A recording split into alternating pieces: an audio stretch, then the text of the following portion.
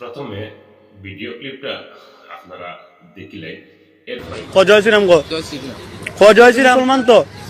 জয় শ্রীরাম জয় শ্রীরাম। মানে তুই লেখছ এবার তোর কথা ওটা একটা দৈল শিলচর ভিতরে একটা ঘটনা হইল। দৈল একটা বাচ্চারে যে শ্রীরাম হইয়া সাইফার জনে বেরিয়া লইয়া মারা ধরা করছে করিয়া ধরিলা ও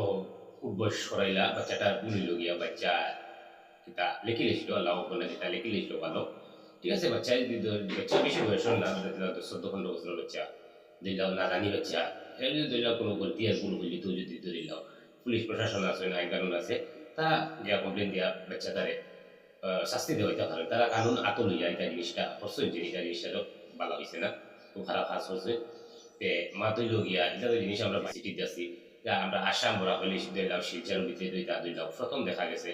আমরা ধরিলাও বরাহলির ভিতরে আসামের ভিতরে হিন্দু মুসলিম ধরিলাও সব বায়াতি হিসাবে আমরা সব তাকে মিলি জুলিয়ে থাকি আমরা ধরিলাও